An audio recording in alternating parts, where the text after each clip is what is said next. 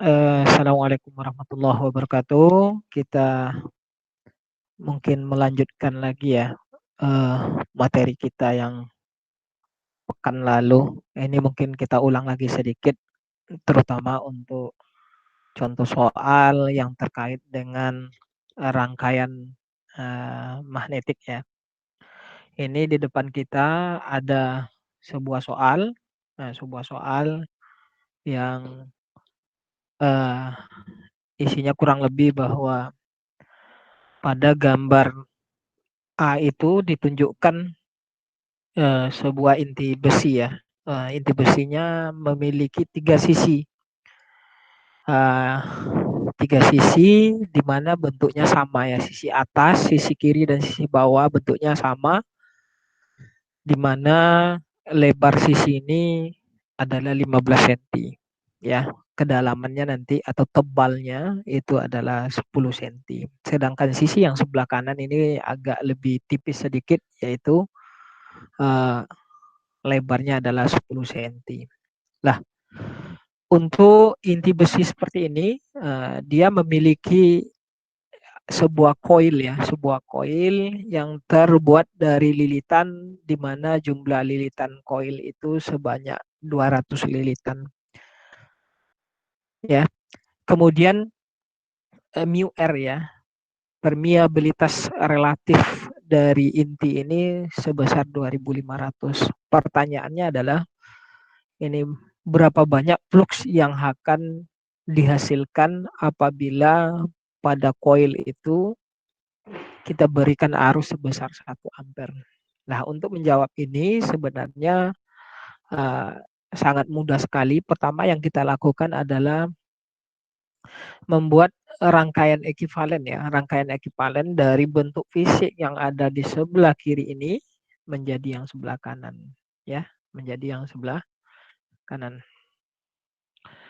Nah, yang sebelah kiri ini, katakan ini adalah skematik atau rangkaian fisik dari sebuah rangkaian magnetik kita. Kemudian yang sebelah kanan adalah ininya, rangkaian ekivalennya.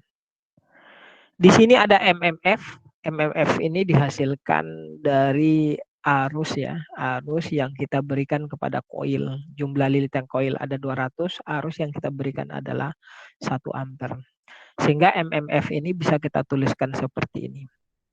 Nah, sisi positifnya sebelah atas, sisi negatifnya polaritasnya seperti itu.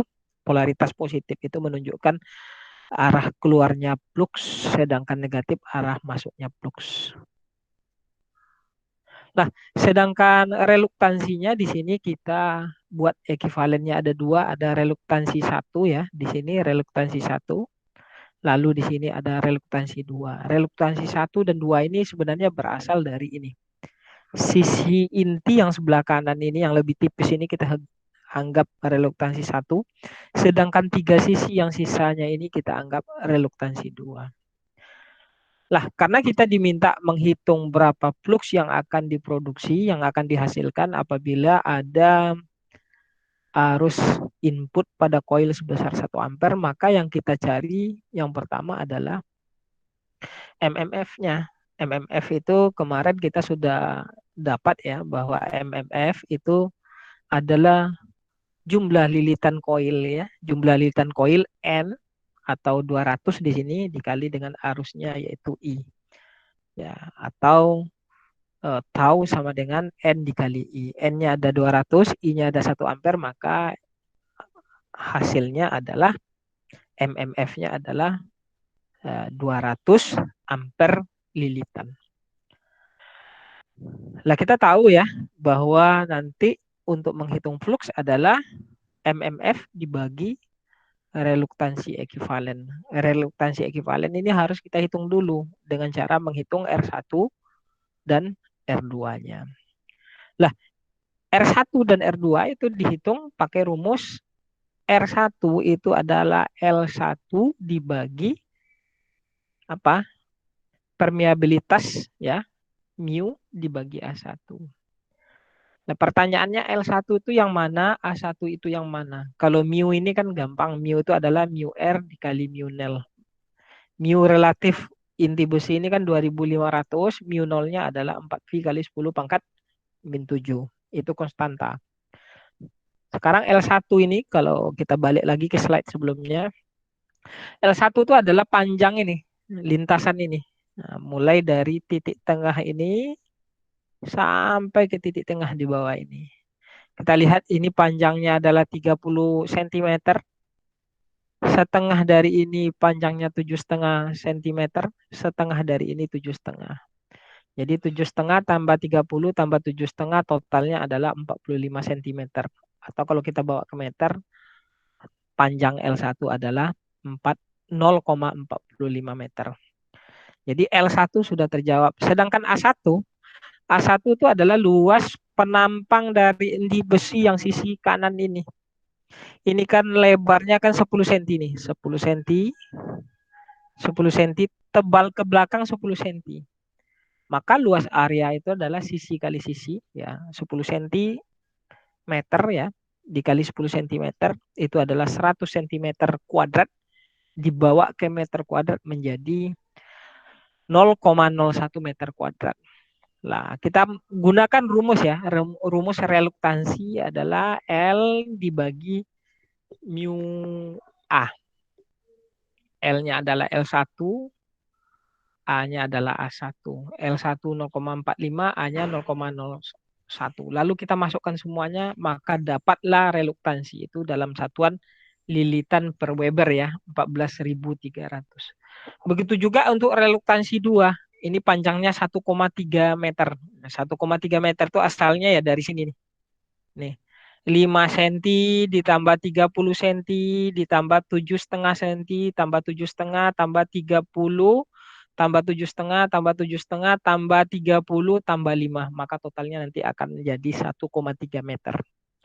Lah sedangkan A2 itu berbeda dengan A1 karena ini lebih tebal sedikit ya. Ini 15 cm di sini, kedalaman di sana. Ini seharusnya gambarnya 3 dimensi, tapi ini kita buat 2 dimensi. 15 dikali 10 berarti 150 cm kuadrat. Nah, 150 cm kuadrat ini dibawa ke meter kuadrat menjadi 0,015. Kita hitung ya. Jadi reluktansi satunya setelah kita hitung dapat ya 14.300 ampere lilitan per Weber. Kemudian reluktansi kedua juga sudah dapat 27.600 ampere lilitan per Weber. Nah, kalau kita lihat lagi gambar ekivalen, kita balik ke slide sebelumnya. Karena susunan reluktansi ini satu sama lain itu adalah seri, R1 dan R2 ini seri, dia identik dengan rangkaian listrik. Kalau seri maka dia akan dijumlahkan. Dia akan dijumlahkan R1 ditambah R2. Sehingga kita jumlahkan menjadi R ekivalen. R ekivalen adalah R1 tambah R2. Angkanya kita masukkan, maka total reluktansi ekivalennya sebesar 41.900 ampere lilitan per Weber. Tadi di awal kita tahu bahwa MMF-nya adalah 200 ampere lilitan. Sehingga karena kita diminta untuk menghitung flux, flux adalah MMF dibagi reluktansi. MMF kita 200, reluktansi total kita adalah 1.900. Maka dibagi akan mendapat hasilnya 0,0048 Weber. Mau dibawa ke mili boleh, 4,8 mili Weber. Jadi seperti itu kalau kita ingin melakukan analisa rangkaian magnetik. Nah, contoh-contoh soal yang lain ini banyak sebenarnya yang bisa kita coba lagi ya. Bisa kita coba lagi. Nah, ini misalkan contoh ini ya. Contoh yang 1, 2. Ini ada gambar 18 ya. Gambar 18 yang A. Kemudian gambar 18 yang B. Yang A ini katakan adalah bentuk fisiknya ya, skematiknya nih. Sedangkan yang B adalah rangkaian ekivalennya. Rangkaian A ini ya, gambar A ini mirip dengan gambar sebelumnya. Cuman di sini inti besinya inti besinya ada celah udara di sini. Celah udara itu artinya adalah bahwa intinya tidak besi tapi digantikan dengan udara.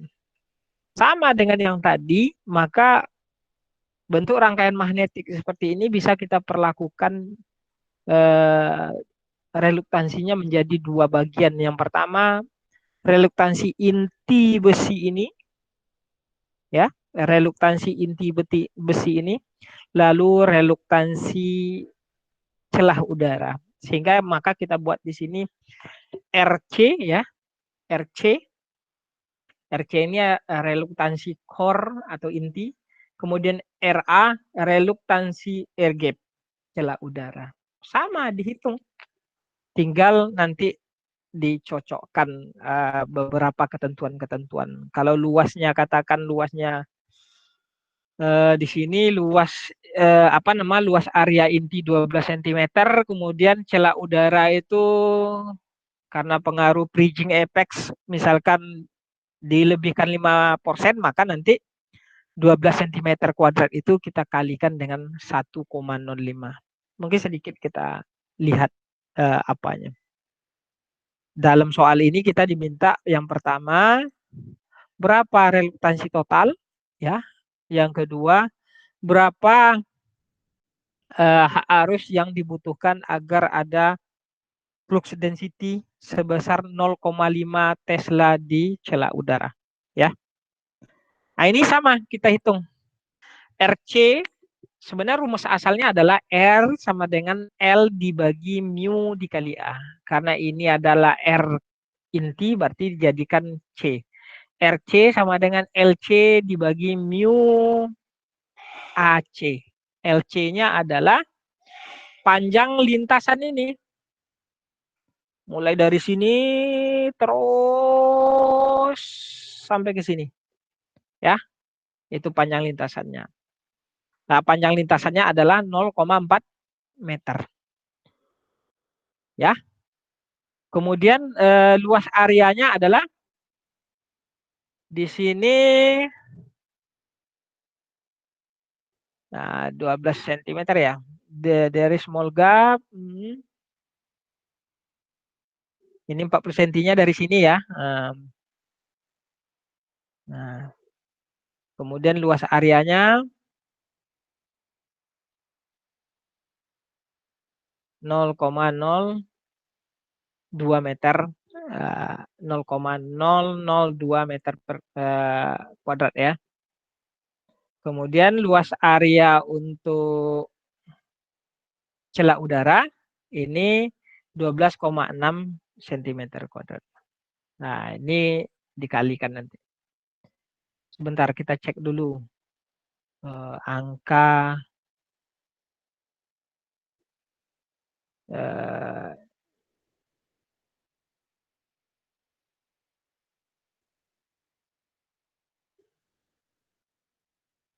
ini dari small gaps 0,05 indestructible, the cross sectional area of core is 12 cm kuadrat, the relative permeability 400. Oke. Sama ya perhitungannya, tinggal dibalik-balik sedikit nanti. Nah, sudah dapat inti ya. Inti dapat kita. Kemudian reluktansi inti kita sudah dapatkan, reluktansi celah udara kita dapatkan. Karena bentuknya rangkaian ekuivalennya ini di seri, maka nanti kita jumlahkan itu menjadi rangkaian ekuivalen reluktansi ekuivalen. Kita jumlahkan menjadi angkanya 382/300. Nah, dari sini karena kita diminta tadi berapa arus ya, berapa arus, maka yang pertama kita lakukan adalah bahwa rumus MMF itu sama dengan flux dikali reluktansi. Dan kita tahu bahwa flux itu sama dengan B dikali A, kemudian MMF itu sama dengan N kali I. Kita masukkan, kita substitusi, ini MMF diganti dengan N kali I, flux diganti dengan B kali A. Maka arusnya bisa kita hitung, karena arus yang diminta. I sama dengan B dikali A dikali reluktansi dibagi N. B ini kan adalah tadi flux density ya. 0,5 Tesla ini diketahui. Sedangkan A ini adalah luas penampang ya di celah udaranya. 0,0012,6. Nah, ini total dibagi lilitan.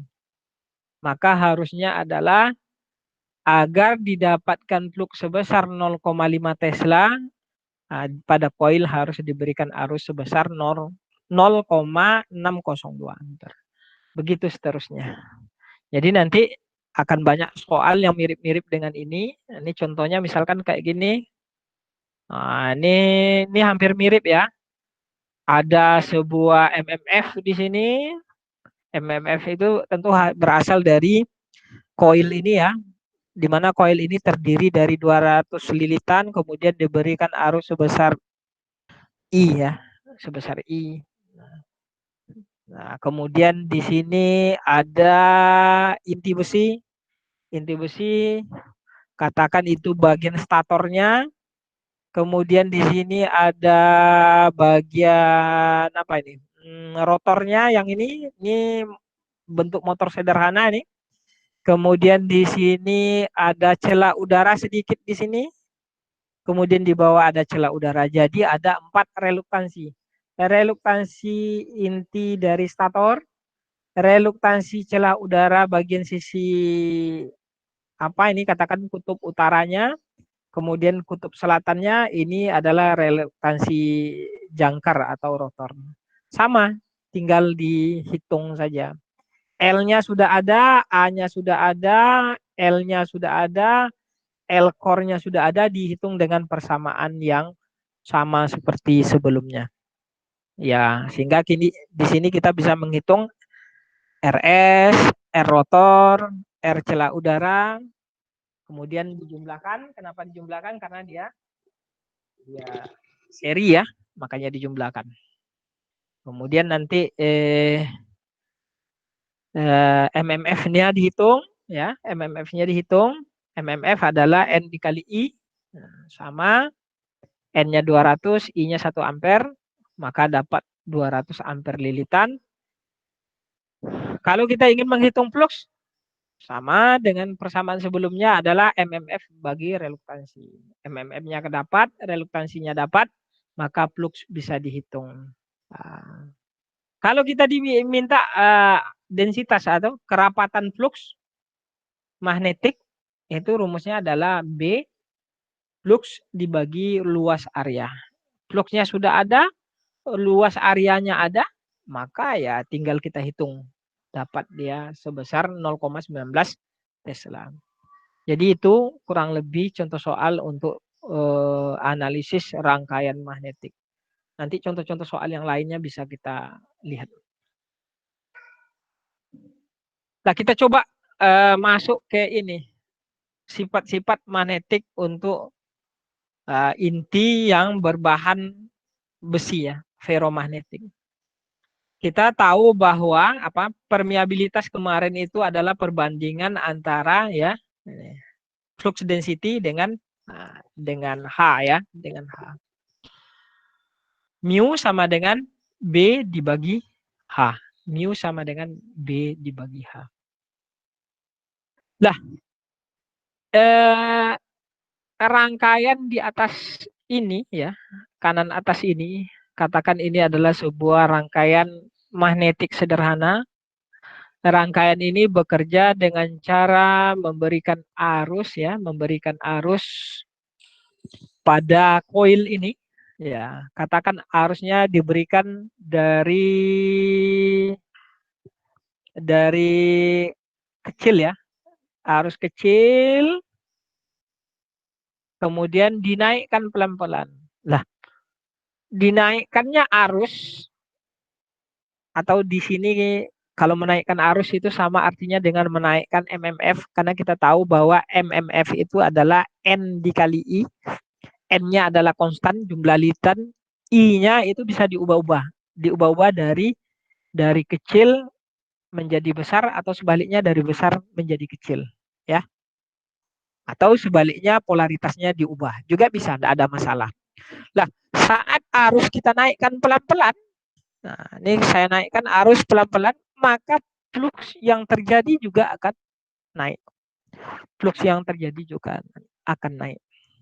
Tapi ada suatu kondisi di mana saat arus saya naikkan, flux naik, tapi naiknya tidak sekencang atau setinggi di region ini. Sehingga gambar ini kita bisa bagi menjadi dua porsi. Yang pertama porsi yang pertama ini, kemudian yang kedua adalah porsi ini. Nah, porsi pertama ini di mana arus naik, kemudian flux akan naik juga besar. Porsi yang kedua arus naik, tapi flux tidak terlalu besar naiknya. Nah, porsi pertama ini kita sebut porsi unsaturated. Unsaturated itu artinya porsi di mana inti besi itu belum jenuh. Belum jenuh, dia masih bisa fluxnya dinaikkan seiring dengan menaikkan arus pada coil ya. Sedangkan kedua ini disebut saturated atau jenuh. Nah, gambar yang sebelah kiri ini bisa kita analogikan dengan sebelah kanan. Ini sama ya bentuknya. Jadi kalau sini sumbu flux yang tegak, di sini adalah sumbu flux density, kerapatan flux. Di sini adalah sumbu H, di sini adalah sumbu MMF. Ya. Nah, ini bisa kita lihat ya bahwa H itu berbanding lurus dengan MMF. Maka H MMF. Pada sumbu horizontalnya H, pada sumbu horizontal yang A ini kita buat MMF. Ya. Kemudian flux, ya, flux berbanding lurus dengan flux density atau B. Maka di sini kita bisa buat B di sini kita bisa buat flux. Artinya apa? Gambar di atas itu sama dengan gambar di bawah karena mereka memiliki hubungan yang berbanding lurus satu sama lain.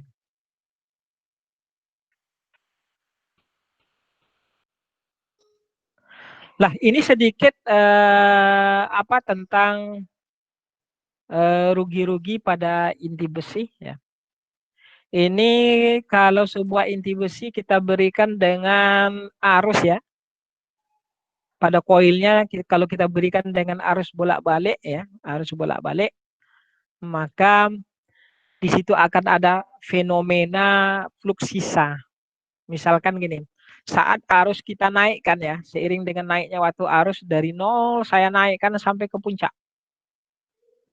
Maka kondisi ya, kan kemarin tadi kita tahu bahwa di sini sumbu datar ini adalah MMF dan sumbu ini adalah flux.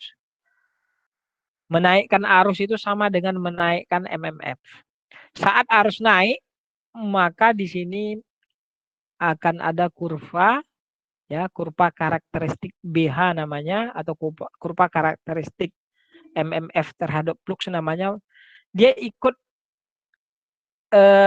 kurva tengah ini dari A menuju B saat arus dinaikkan. Coba kita naikkan arus, maka kurva ini akan bergerak dari A ke B. Lalu kita sampai ke situasi di mana arus ini dari puncak kita tujukan ke nol. Dari puncak kita tujukan ke nol, kita lihat ini mengikuti kurva B menuju C menuju D kalau sampai ke negatif ini. Nah, kalau kita lihat saat arusnya nol ya, saat arus ini nol di sini, ternyata fluxnya masih ada di titik C. Fluxnya enggak nol, enggak balik ke titik A. Apa ini penyebabnya? Ini tidak lain tidak bukan karena flux sisa. Flux sisa ini berasal dari kondisi di mana bisa kita gambarkan melalui domain-domain material seperti ini. Contoh ya, sebelum kita berikan arus ya, atom-atom pada material itu dia acak ya. Setiap atom kecil-kecil ini dia memiliki arah-arahnya tersendiri. Memiliki arah dia tersendiri. Ya. Saat kita berikan arus, maka ini domain-domain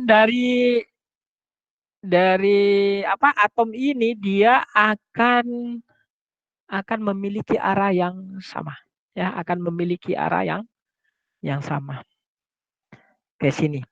Sehingga saat kita berikan arus, maka di sini akan terjadi, ya, terjadi flux flux yang lebih kuat daripada sini. Nah, makanya saat arus kita hilangkan, posisinya menjadi seperti ini, ya, menjadi seperti ini. Walaupun arusnya nol, maka flux masih ada tersisa. Agar flux ini hilang, maka kita perlu sebuah MMF lawan namanya. Sehingga dia kembali seperti yang sebelah kiri. Inilah yang menyebabkan kenapa saat arus kita hilangkan atau saat arus pada koil itu nol, kenapa dia tidak langsung nol fluxnya, karena ada fenomena flux sisa namanya, ya. Nah, itu sedikit tentang apa? Tentang ini. Nah, kita masuk sedikit tentang hukum Faraday. Hukum Faraday itu bunyinya kurang lebih adalah jika sebuah flux, ya, jika sebuah flux dia mengenai, ya, mengenai sebuah koil, nah, kan. Jika sebuah flux dia mengenai sebuah koil, maka tegangan akan dibangkitkan pada koil tersebut sebesar berbanding lurus dengan perubahan fluxnya, ya. Contoh, ini ada sebuah koil. Kemudian di sini ada sebuah medan magnet, ya. Medan magnet di sini. Jika medan magnet ini kita dekatkan, lalu kita jauhkan, kita dekatkan dan kita jauhkan, itu artinya sama dengan apa? Mengubah-ubah flux yang akan dirasakan oleh koil ini. Saat kita dekatkan, maka fluxnya akan membesar, kita jauhkan, fluxnya akan mengecil, kemudian kita dekatkan lagi, membesar, kita jauhkan lagi, dia mengecil. Maka pada ujung-ujung koil ini akan dihasilkan tegangan. Tegangan yang dihasilkan ini disebut tegangan terinduksi. Ya, kenapa disebut tegangan terinduksi? Karena dia memanfaatkan fenomena rangkaian magnetik, bukan rangkaian listrik. Jadi muncul tegangan akibat adanya medan yang berubah-ubah. Akibat ada medan yang berubah-ubah. Nah, berapa besarnya tegangan tersebut? Tegangan itu besarnya adalah d flux per dt. Makin cepat flux itu berubah, makin besar tegangannya. Artinya makin cepat digerakkan magnet terhadap lilitan itu, menjauh dan mendekatnya itu makin cepat, maka tegangan yang dihasilkan di ujung-ujung kumparan solenoid ini akan menjadi besar. Apabila kumparannya itu lilitan jumlahnya banyak, N katakan, maka salah satu juga yang mempengaruhi besarnya tegangan terinduksi adalah jumlah lilitan tersebut. Maka rumus yang di atas ini bisa kita ubah menjadi rumus di bawah. Bukan diubah, dilengkapi, ya. Nah, tegangan terinduksi sama dengan min N dikali d flux per dt, ya. Kalau N-nya ditambah, maka tegangannya akan lebih besar. Kalau d flux per dt-nya dipercepat, maka dia akan menambah besar. Nah, ini tanda N ini kok minus, tanda GGL, ya. Tegangan terinduksi ini kok minus. Ini mengikuti hukum Lenz, ya. Apa katanya?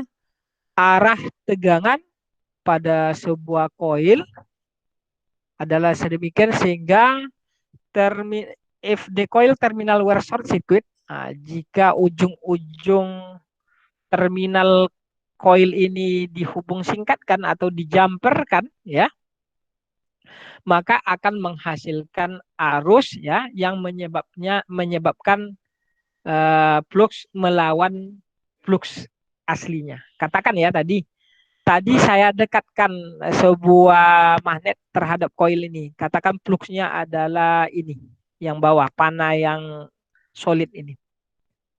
Maka maka akan dihasilkan sebuah arus pada kumparan ini atau pada koil ini, di mana arus ini menyebabkan terjadinya flux yang berlawanan arah. Ini pakai aturan tangan kanan misalkan ya, kepalan tangan kanan. Karena arah arusnya itu keluar di sisi positif, maka arah fluxnya, flux yang panah putus-putus itu menuju ke bawah. Nah, ini hukum Lenz sebenarnya. Kenapa negatif ya? Kenapa negatif itu? Karena tegangan yang dihasilkan tuh harusnya menyebabkan sebuah arus yang akan menghasilkan flux berlawanan dari arah flux yang datang kepadanya. Nah, mungkin lebih bagusnya akan coba dibaca lagi bukunya dengan baik dan benar sehingga lebih paham lagi. Nah, ini beberapa persamaan. Kalau di sana flux itu artinya pada sebuah coil ada flux bocor ya, atau flux yang flux ya flux bocor, maka dia harus mempertimbangkan flux yang bocor itu. Nah, ini beberapa contoh soal terkait hukum Faraday ya. Gambar 115 ya, seperti pada gambar ini menunjukkan sebuah koil ya, sebuah koil yang dililit pada sebuah inti besi ya. Flux yang ada pada inti besi ini adalah flux yang berasal dari arus bolak-balik. Ini ditunjukkan oleh persamaan ya, T sama dengan 0,05 dikali sin 377 dikali T ya. Jika lilitannya ada 100 lilitan yang terjadi di inti, berapa besar tegangan yang diproduksi pada terminal koil? Kemudian polaritasnya bagaimana? Of what polarity is the voltage during the time when flux is increasing? Seperti apa polaritas tegangan yang dihasilkan ketika fluxnya bertambah ya. Nah, untuk soal seperti ini penjelasannya kurang lebih begini. Kita tahu bahwa tegangan terinduksi itu atau E itu sama dengan N d flux per dt. Nah, kita tinggalkan dulu ininya. Kita tinggalkan dulu tanda negatifnya.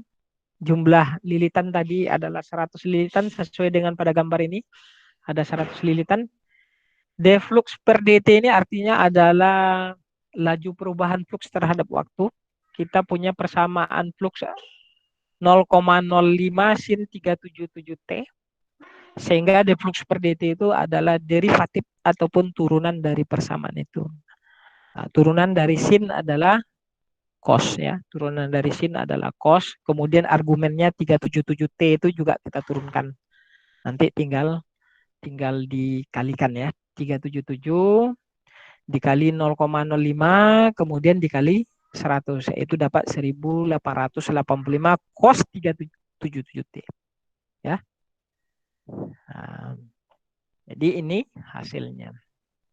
Nah, bentuk yang ini bisa ditulis dalam bentuk sinus dengan cara menambah argumen dengan 90 derajat listrik.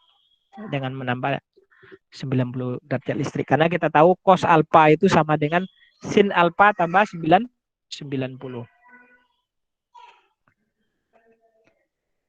Kemudian nanti ada di sini losses eddy.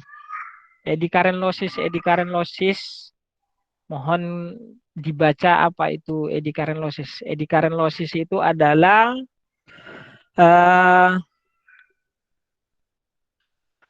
tegangan yang dibangkitkan akibat adanya perubahan flux yang terjadi pada koil ya.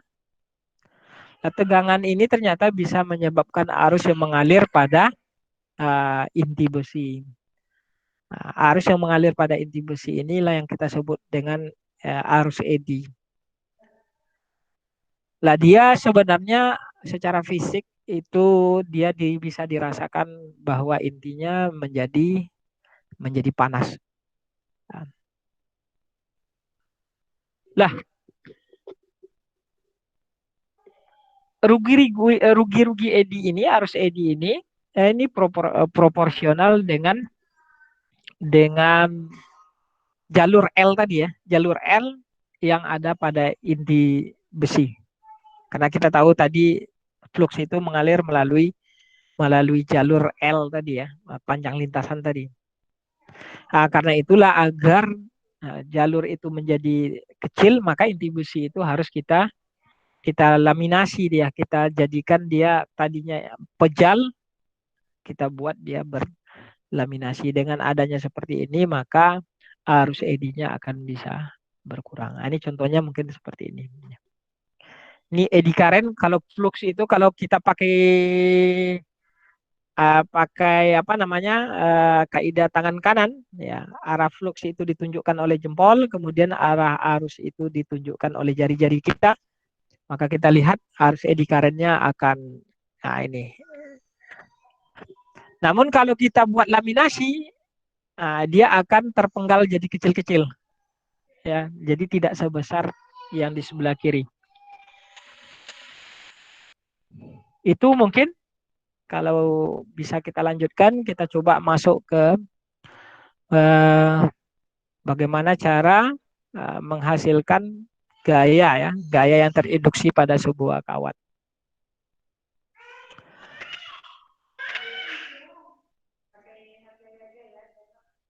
Oke, a second major effect of magnetic field is that it induce a force on a wire carrying a current within the field. Salah satu fenomena ya pada medan magnetik adalah bahwa medan magnetik ini bisa menimbulkan gaya pada sebuah penghantar ya, pada sebuah penghantar apabila penghantar ini ada aliran arus. Contoh pada gambar ini. Ada sebuah penghantar panjangnya L. Kemudian penghantar yang panjangnya L ini berada pada medan B seperti ditunjukkan oleh ini. X ini. Ya. Medan B kalau X ini arahnya ke dalam kertas, ke dalam bidang ini sekarang. Kemudian ada penghantar dilalui oleh arus besar I. Maka pada penghantar ini apabila dia ada arus I dan diletak pada bidang yang mengandung rapat medan sebesar B, maka pada penghantar ini akan timbul gaya sebesar F. Arah gayanya ya ini ke kanan, ke kanan. Ini sesuai dengan prinsip perkalian silang bahwa I dikali B arahnya harusnya ke F. I dikali B arahnya akan ke F. Nah, ini I-nya kan ke bawah, kemudian B-nya adalah ke dalam dengan menarik vektor I atau vektor I menuju arah vektor B, maka akan dihasilkan F yang arah ke kanan. Ya, inilah prinsip untuk gaya terinduksi pada sebuah penghantar ini cikal bakal untuk menghasilkan sebuah motor listrik. Jika kita hitung ya besarannya, maka bisa pakai rumus I dikali L dikali B dikali sin theta. Nah, theta ini adalah sudut antara vektor arus ya pada penghantar dan vektor kerapatan flux atau B.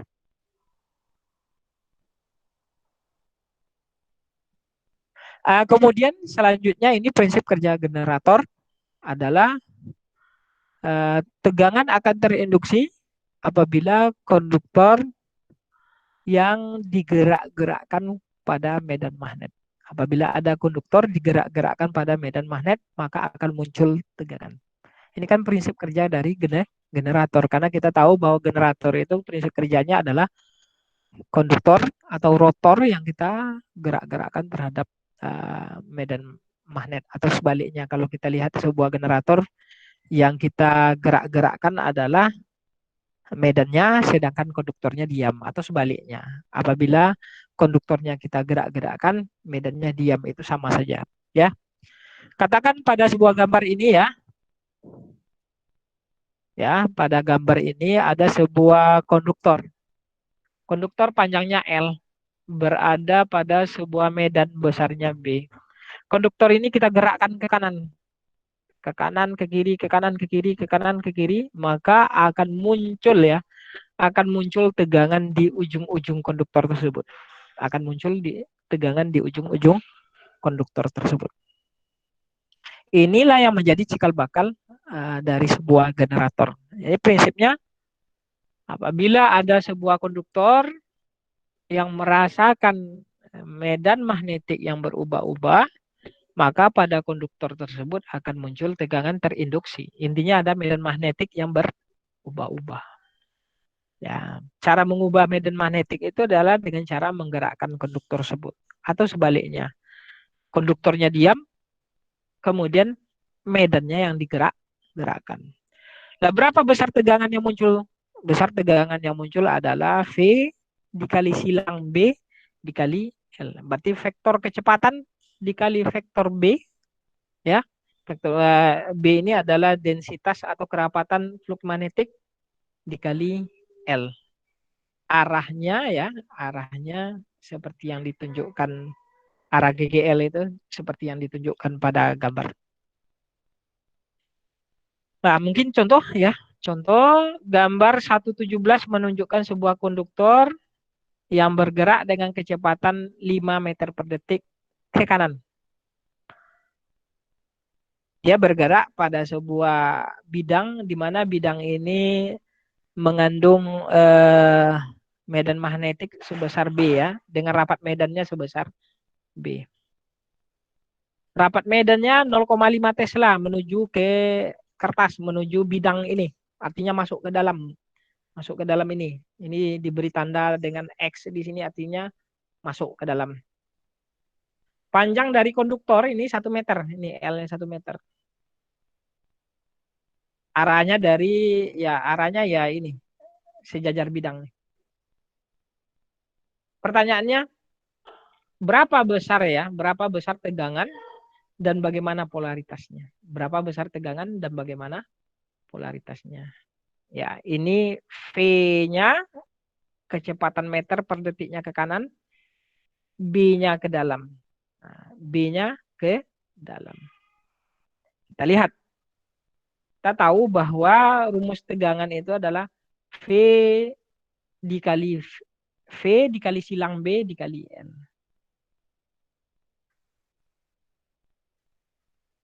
Nah, karena V dan B ini ada sudutnya. V itu ke kanan, B itu ke dalam, maka sudutnya adalah 90. Sudutnya 90.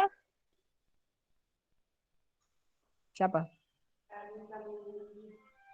Oh ya. Assalamualaikum. Ya, Pak Den. Desa Simpang Petai, Kecamatan Rumbio Jaya. Ya, Desa Simpang Petai, Kecamatan Rumbio Jaya, Kabupaten Kampar. Rumbio Jaya. Gimana? Profesor siapa namanya? Oh, kenal, kenal.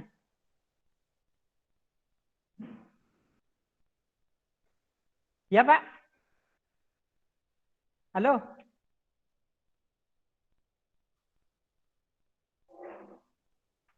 Halo, Pak Dekan. Ya. Yuk, sama-sama. Ini, apakan, Bun? mohon maaf ada tadi telepon masuk ya. Lah, ini caranya ini adalah perkalian vektor ini, perkalian silang ya. V dikali silang B dikali L ya. V dikali B sin 90. 90 ini datangnya dari mana? 90 ini adalah sudut antara V dan B. Sedangkan L ini sudut dari mana? Sudut antara sebentar. Sudut antara V kali B dan L-nya itu sendiri. Karena V kali B itu arahnya ke atas, L-nya itu juga arahnya ke atas, maka dia sejajar. Maka sudutnya adalah 0. Sudutnya adalah 0. V dikali B kali L sin 90 kali cos 0. Nah, sin 91 cos 0 adalah 1. Sehingga jadi 2,5. Sehingga hasil tegangannya adalah 2,5. Arahnya adalah arah positif ke atas. Arah positif ke atas. Ya, karena V dikali B harusnya menunjukkan arah E. Ya. Nah, kita lihat untuk contoh yang berikutnya. Contoh berikutnya adalah seperti gambar 1.18 menunjukkan sebuah konduktor bergerak dengan kecepatan 10 meter per detik ke arah kanan. Ya, seperti gambar. Ya, tapi konduktornya miring, tapi geraknya ke kanan gini, tapi masih miring dia. V-nya ke kanan, sedangkan B-nya titik menuju ke kita, keluar dari kertas. Ya, menuju ke kita. Lah, kalau V-nya ke kanan, kemudian B-nya menuju ke kita, maka vektor V kali B itu adalah ke bawah. Ke bawah. Sedangkan konduktor ini arahnya miring, miringnya 30 cm. Ya, miring 30 cm. 30 derajat. Dari kemiringan ini nanti kalau kita masukkan ke persamaan V kali B dikali titik L, ya, V dikali B dikali titik L. Nah, V kali B-nya tetap sin 90. Kenapa sin 90? Karena sudut V dan B itu adalah 90. Kemudian kenapa 30 derajat? Karena sudut antara V dan B itu adalah 90 derajat. Kalau kita proyeksikan di sini maka pakai cos di sini nih. Ya, pakai cos. Nah, sehingga sin 90 adalah 1, cos 90 adalah cos setengah akar 3 ya. Setengah akar 3 kalau nggak salah. Nah, nanti coba dihitung lagi. Nah, jadi besar tegangan yang terinduksi adalah 4,33. Kemudian polaritasnya di ujung sini lebih positif daripada ujung sini. Kenapa? Arah vektornya ke bawah ini. Ya. Mungkin ada beberapa contoh yang bisa kita kita coba. Anda coba di rumah masing-masing. Baik, mungkin itu. Kalau nggak ada ada yang mau ditanyakan, mungkin?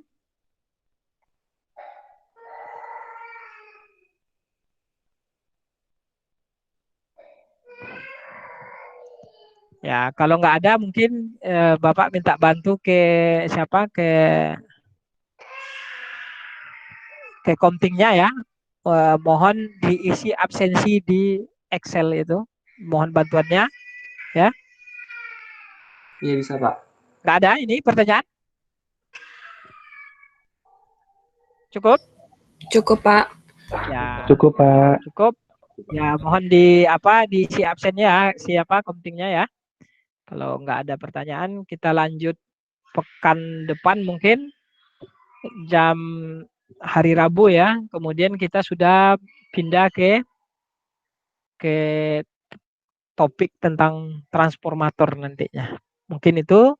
Mohon diisi absensinya oleh komtingnya. Terima kasih. Assalamualaikum warahmatullahi wabarakatuh. Waalaikumsalam. Waalaikumsalam. Terima kasih Pak. Terima kasih Pak.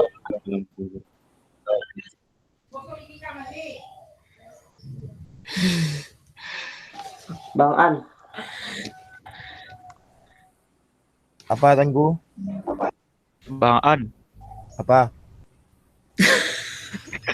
piye kabari? Enak Bang Apa, dengar. Zan? Rio tuh ambil bang. Bang Rio. Rio Waldi mati, meninggal. Astagfirullah. Innalillahi. Innalillahi wa Tahu apa inna kabar ilaihi dia? raji'un. Nggak tahu apa kabar dia. Dia di grup nggak pernah muncul, ngapa-ngapa pernah muncul. Kena Oke, COVID Nab. nak. Jaringan enggak? Astagfirullahaladzim. Kena Bang, COVID bang. gitu. Bang Alfi. Kemarin ada Alfi Werdi biasa ketiduran ya, Dek? Biasa ketiduran loh jam segini. Oh, yang angkatan 18 ada yang tertarik sama mekatronika nggak? Tentang apa tuh, Bang? Mekatronika itu gabungan dari apa? Elektronika, mekanik sama apanya satu lagi? Mekatronika, fisikanya. Nanti bikin sebuah karya di situ. Mekatronika itu cabang ilmu. Ada yang tertarik nggak dari kawan-kawan elektro, abang-abang atau ada di 18 ini? Itu untuk apa dulu, Bang? Maksudnya tuh Ya itu semacam apa sih? Cabang ilmu dan di dalamnya terhimpun orang-orang yang menyukai bidang. Ada pelatihannya, Zan. iya maksudnya Abang nanyanya buat apa gitu, Bang? Maksudnya Nah, ya. Tujuannya ya. Tujuannya Bang lagi ngehimpun orang-orang ini buat apa? Buat bikin suatu forum mekatronika di elektro. Jadi sejauh ini saya belum lihat gitu ada cabang ini dari apa kita aja dulu bikin forum kecil-kecilan, nanti bikin karya dan penelitian. Ya ini seputar Arduino, coding dan apa mekanika. Boleh Kalau bang, kayaknya menarik bang. Oke. Kalau ada yang tertarik nanti apa? Zan. aja. Pengalaman abang Zan soal mekatronika tuh itu nggak jauh dari robotik, Zan. Yap. Benar sekali Bang. Jadi abang takutnya nanti kita buat forum seperti itu orang ERC-nya kecil hati, abang nggak mau itu soal itu kan. Iya Bang. Apalagi ketua ERC-nya kawan abang bola sekarang nih kan, Abdul Siddiq kan. Iya. Koncuare abang. Oh iya Bang, boleh minta nanti Bang. Apa? Oh ya, lewat WhatsApp aja nanti Bang. Udah perlu sedikit Bang. Apa tuh? Apa tuh Zan? Perlu. Iya. Soal mekatronika tuh nggak jauh dari robotik. Abang udah pernah ikut seperti itu di waktu SMK, forum mekatronika Pekanbaru dulu. Jadi kalau di mekatronika di Pekanbaru ini dulu kan SMK dekat Lintas Timur tuh yang punya. SMK berapa tuh Bang? SMK 4 kalau nggak salah. Yang dekat Lintas Timur dia sekolahnya. Cuman itu yang punya jurusan mekatronika di Pekanbaru. Memang merancang robot aja kerjanya terus. Itu aja sih abang lihat kayak gitu kan. SMK 4 ini di Kubang ya Bang? Apa? Di Kubang ya? Dekat Lintas Timur. Mau Lintas Timur. SMK 4 baru tadi bang. Itu SMK Semea tuh bang. SMKK. Ya Jahit. Yang dekat Lintas Timur sih Kra. Lintas Timur. SMK 6 bang. SMK 6 tuh. SMK 2 lah ada dok. SMK 2 mah do. Elektronika ada industri yang ada SMK 2. Oh ya Bang An. Nanti apa ya Bang, Fauzan PC ya ada perlu sedikit. Oke. Iya. Oke, cukup ya. Itu aja Zan, abang mendukung kalau hal kayak gituan, cuman kalau bisa tidak urusan robotik gitu. Kan elektronika, mekanika sama fisika itu kan banyak nih perancangan-perancangan atau diskusi-diskusinya, tidak hanya robotik aja. Contoh, abang berpikir kemarin kita nih ada yang membahas tentang elektromedis. Oke. Elektromedis. Sementara di Indonesia tuh elektromedis tuh tidak jurusannya nggak adanya di UTM Malaysia. Setidaknya kita tuh ada forum seperti itu, bahas-bahas kayak gitu kan. elektromedis, terus kemudian mengenai ya kelistrikan yang lebih banyak ilmu itu tentang mesin listrik inilah contohnya juga. Yap. Mesin listrik itu ilmunya bukan hanya membahas generator, trafo sama motor aja. Banyak ilmunya lagi. Apakah itu segi software, apakah itu dalam segi hardware, banyak gitu kan. Selama ini di dalam lab kita tuh nggak ada yang namanya generator sinkron atau motor sinkron. Ada pun rusak gitu kan, dia. Apa salahnya kita merancang sendiri kan motor sinkron atau generator sinkron, seperti itu. Otomatis kan lab kan terbantu gitu kan.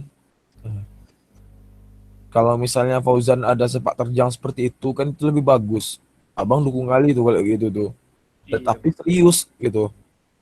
Karena Zan, setahu abang hal-hal yang kayak gitu tuh mana tahu kan nih berhubungan Fauzan anak Dem Undri itu kan, Dewan Energi Mahasiswa. Ada link-link perusahaan gitu, link-link perusahaan. Perusahaan tuh kan ada namanya dana CSR-nya, dana hibahnya.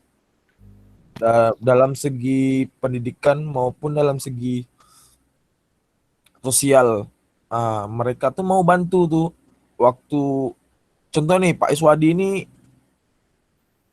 beliau tuh kan apa tuh salah satu tim KKN-nya abang dulu waktu di integrasi kan.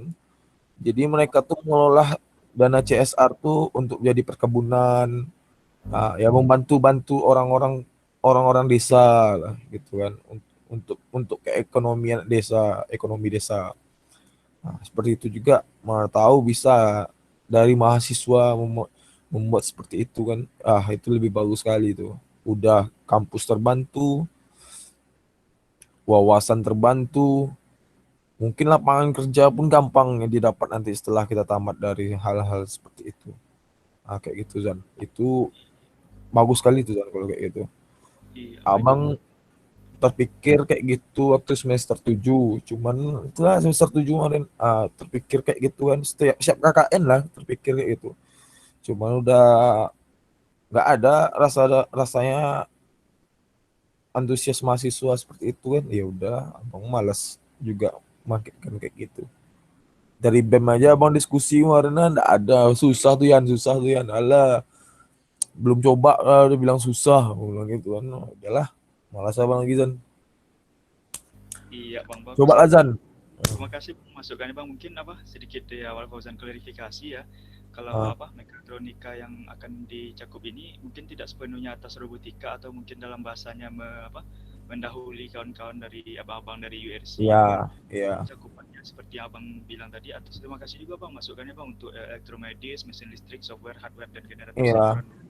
Itu masukannya luar biasa Bang untuk program kedepannya. Seandainya forum kecil-kecilan ini terbentuk itu nanti bisa menghimpun beberapa mahasiswa akademisi yang tertarik di bidang mekatronika ini untuk seperti bukan mengarah ke robotikanya Bang, lebih ke arah penerapan seperti yang Abang sarankan tadi Bang, seperti elektromedis, elektromedia, seperti menciptakan media pembelajaran. Ya itu benar Bang. Seperti itu Bang, semacam sensor yang bermanfaat. Iya. Penerapannya dan sebagainya. Mantap tuh. Iya.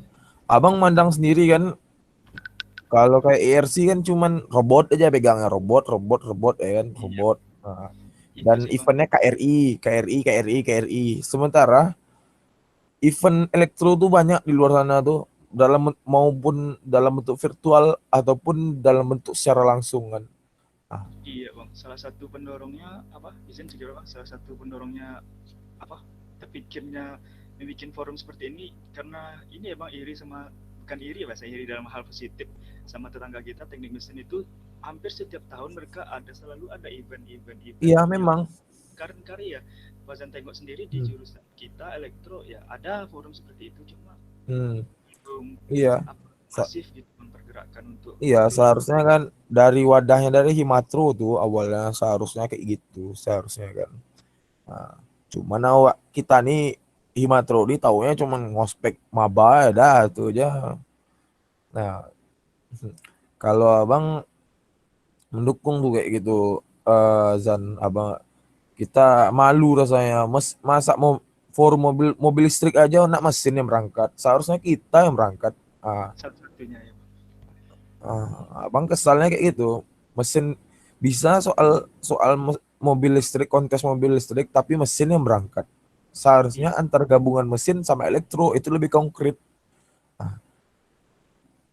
Kemarin abang waktu di Hima tuh masukannya tuh dari Bupati Mesin dulu tuh si Bambang tuh, dibilangnya soal mobil listrik nih ngapa kok kami semua Wak katanya, coba lah gabung kita, join kita, bicarakan antar jurusan. Kan kalau masalah listrik kan lebih efisiennya kalian ya, lebih pahamnya kan kalian membahas katanya. Cuman kalau konstruksi mekanika ya kami lah kan katanya. Mana tahu dengan kolaborasi kita gitu kan, kita lebih baik lagi jurusan apa ya, mobil listriknya gitu kan. Itu katanya. Iya, cuman diskusi-diskusi sama Oscar di pendidikan kemarin belum juga lagi itu Oscar. Itu aja. Itu ya Zan. Apa Zan? Terpikir karena apa Zan? Terpikir kok tiba-tiba terpikir itu Zan. Ada yang mendukung Zan. Sejauh ini sih Bang, bangkit dari keresahan dan hal yang ada di sekitar kita sih Bang, Iya. Bang, Tahu kan? awal semester 2 sampai sekarang itu masih tersimpan kayak sekarang itu lah mulai memberanikan diri menghimpun kawan-kawan itu yang sama-sama tertarik di bidang mekatronika, Arduino, microcontroller, dan sensor-sensor sebagainya itu nanti. Iya itulah. Bisa Dan kita bikin sesuatu dari sana, dan ada kompetisi, ada kontes kita ikutkan atas nama Elektro mungkin atau nama Undri. Zan. Kalau soal itu coba bicarakan Pak Iswadi Zan. Bicarakan ke Pak Iswadi. Karena kalau Pak Iswadi itu hal-hal seperti itu dia dukung kali itu Zan. Coba bicarakan kan bagaimana pendapat dosen. Jadi kita tuh hanya menghimpun mahasiswanya aja gitu. Sementara dosen mendukungnya udah ada, kalau seandainya ada kan, mau dosennya soal anggaran pun nanti bisa diperjuangkannya gitu kan. Gak hanya di universitas, di luar universitas nanti digasnya gitu kan. Soalnya gini, anggarannya itu besar dulu kalau hal seperti itu gitu kan. Ya kalau kita nih sekarang minimal gitu kan, untuk memulai itu kita memahami software, itu dulu. Apalagi yang kita pelajari, yang abang pelajari selama kuliah sekarang nih, sangat minim kali kita tuh mengenai software. Kita tuh hanya tahu MATLAB, LT Spice, Bascom AVR, Proteus.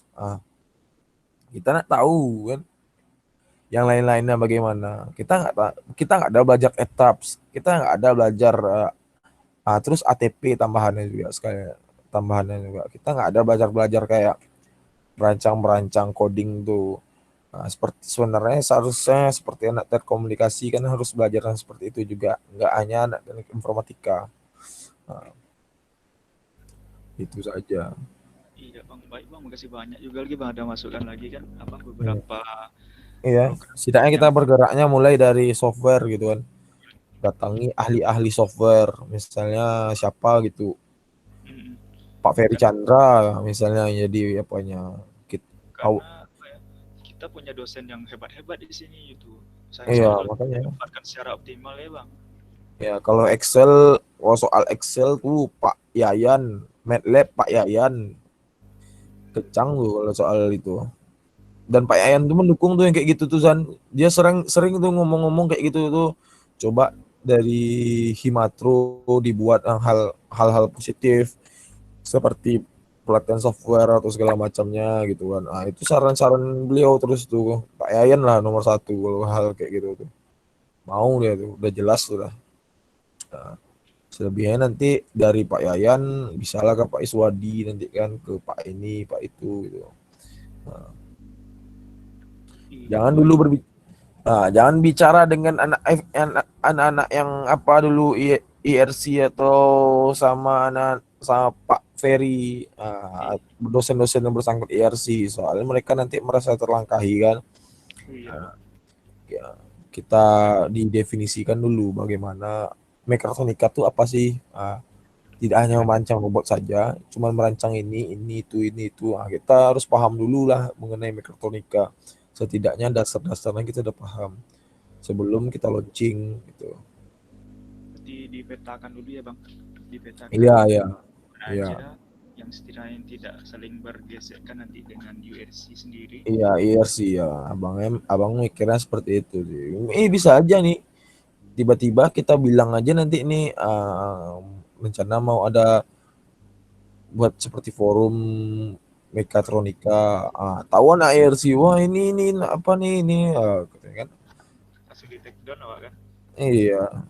Bagus sih bang, makasih banyak ya bang. Ini bang masukan pagi hari ini bang. Oke. Bang, untuk masukan ini bisa jadi apa?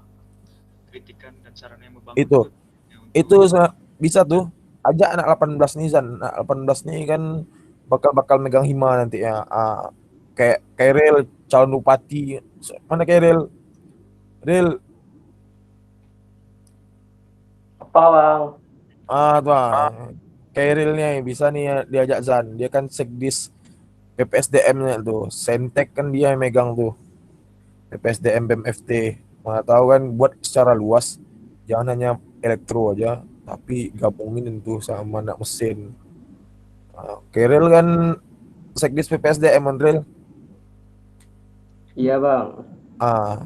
Tuh. Dan bakal megang himpunan kan anak 18 kayak VC juga. Bantu tuh Bang Fauzan, itu hal yang baik tuh. Itu terobosan yang bagus tuh. Jangan hanya itu aja orang yang tampil kayak IRC. Ini bener tuh bang. kalau bisa tuh aja anak mesin tuh tim Selembayung. Iri bang liatnya bang. Lihat anak mesin aero tuh bang, iya anjir. Iri bang. Iya. Orang-orang bikin karya terus ikut kompetisi, ikut apa? Kayak gitu iri gak nengok ya? Sama si saya sendiri sih iri. Iya. Dia yang apa mesin yang lombanya lah mobil listrik hemat energi, tapi yang tampil anak mesin. Kan kacau tuh. Bukannya kita melengsar anak mesin ya. Cuman kalau bisa sebagai motivasi ada sebagiannya mesin, sebagiannya elektro. Jadi ada konsentrasinya masing-masing. Nah, adanya konsentrasinya masing-masing bukan berarti kita menganggap anak mesin itu bodoh dalam segi listrik, bukan. Cuman kan lebih efektif dan lebih juara satu yang itu lebih mendekati lagi gitu kan. Biasanya ranking 10 ya kan. Sekarang nih dekat dengan juara satunya gitu. Kayak gitulah. Baik bang. Oke, terima kasih banyak juga sama abang-abang, teman-teman, adik-adik yang udah menyempatkan waktunya untuk berdiskusi kecil pada pagi ini. Masukan juga dari Pak Andrian. Mungkin ini disclaimer, ini baru baru ancang-ancang langkah kecil untuk menghimpun kawan-kawan di untuk diskusi. Iya. Semoga ini abang gimana nih? Oke Zan. Nanti abang apa juga lah, abang support masalah itu. Soal ngajak teman-teman nanti abang bisa bantu. Anak 18 nih insyaallah dukung semua nih. Orang ini baik ini, orang ini pintar-pintar juga. Kita kalau bisa jangan sampai kalau ini insyaallah jadi besok Mekatron untuk memberi elektro ini jangan sampai PPSI kan dengan organisasi manapun. Kalau bisa kita rangkul kerjasama gitu. Nah, untuk hindari itu aja ya. Kolaborasi kalau bisa. Apakah ada masukan lagi dari teman-teman, abang?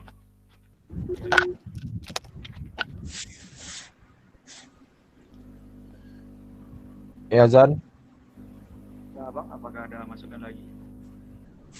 Nggak dengar suara Fauzan Zan. Halo, apakah ada masukan lagi Bang untuk apa rencana ini gitu? Ya, apa? Apakah ada masukan dan saran lagi untuk rencana apa pembentukan forum diskusi ini? Oh ya, ya kan sifatnya kan masih tadi kan dadakan ya dan jadi saran abang seperti itu sih untuk forum mekatronika tuh dan ah, selepas itu ya juga nih entah di mana nanti kan dibuat seperti Himatro tuh contohnya Himatro kita nih adalah orang terpelajar di bidang elektro gitu kan. Nggak ada salahnya gitu untuk menambah pemasukan kas Himatro tuh kita tuh buat bengkel sendiri gitu. Entah di rumah siapa, entah di bengkel Himatro untuk servis motor, servis blender, servis kipas angin. Ah, itu kan guna tuh. Apa sih pikir setelah menjabat baru terpikir yang kayak gitu tuh untuk menambah kas, servis mesin cuci, kerjaan sama-sama. Cari orang ahlinya agak 2 orang. Ah, jadi kawan-kawan yang lainnya bisa sekalian belajar juga gitu. Entah kalau misalnya mau lebih besar lagi proyeknya, ambil instalasi listrik. Ah, ya kan keren tuh kalau kayak gitu tuh.